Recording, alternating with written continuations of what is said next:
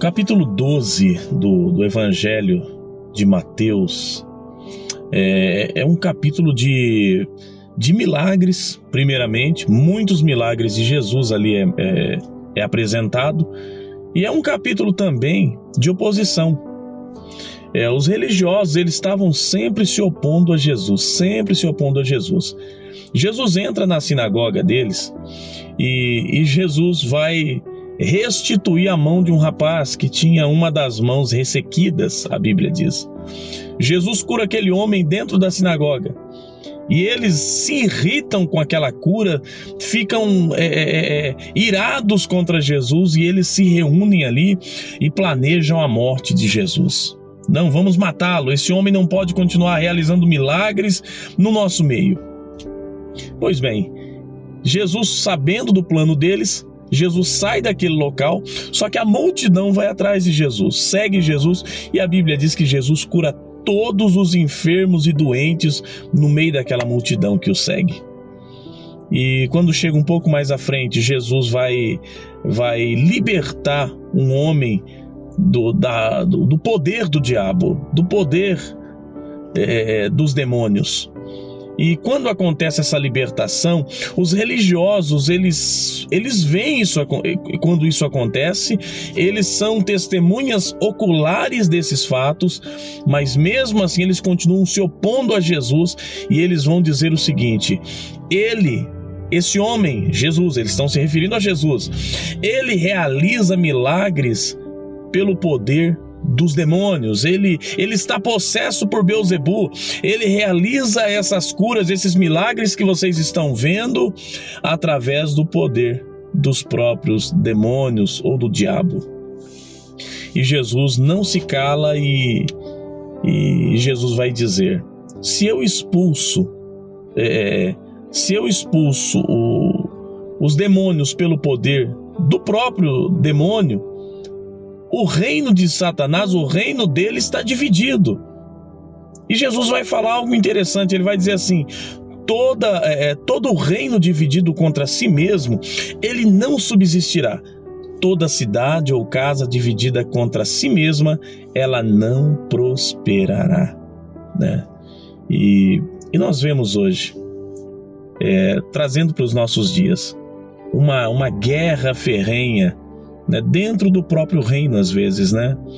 Nós vamos ver isso, pessoas tentando derrubar outras pessoas que trabalham no mesmo reino. Nós vamos ver perseguição religiosa dos próprios religiosos para com os religiosos. Isso parece ser insano, né? Mas isso acontece, né? Nós vemos famílias dividida contra si mesmas, lares divididos contra si mesmos, cidade dividida contra si mesmo, reino dividido contra si mesmo. E Jesus nos dá um alerta: não subsistirá, o reino em si perde, a cidade em si perde quando ela se divide contra si mesma, aquela própria casa perde quando a família, quando aquele lar se divide, está dividido, todo mundo perde. Nessa guerra familiar, nessa guerra de lar contra lar, de lar para lar, né? Ali dentro do mesmo lar, melhor dizendo, nessa guerra, nessa batalha não existe vencedor, todo mundo perde. Quando muitas das vezes há uma divisão, uma ruptura no meio de uma família, todos perdem, não existe vencedor. Na verdade, o único vencedor desse tipo de batalha é o próprio diabo, é o reino das trevas que ganha. Então, muitas das vezes, até quando muitas vezes, quem nunca ouviu alguém dizer: não, olha, tomare que aquela pessoa, aquela igreja feche, tomara que dê errado aquele trabalho. Se estamos trabalhando dentro do mesmo reino, se estamos fazendo a obra para o mesmo Deus, então nós estamos torcendo contra a nossa própria casa, é isso mesmo? Nós estamos torcendo contra o próprio reino que nós servimos? É estranho isso. Então fica um alerta para nós. Jesus, ele nos dá um alerta, e Jesus ainda faz a seguinte pergunta no final. Ele diz assim: se eu expulso os demônios pelo poder dos demônios, pelo poder de quem os expulsam os vossos filhos? Olha a pergunta de Jesus.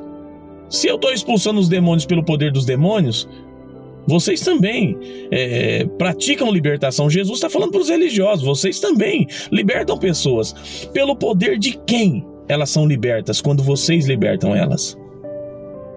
Então, queridos, a Bíblia vai dizer no Salmo 133: quão bom e quão suave é que os irmãos vivam em união, unidos, comunhão. Então, talvez você não tenha afinidade com todos, talvez nós temos diferenças aí nas ideias, né?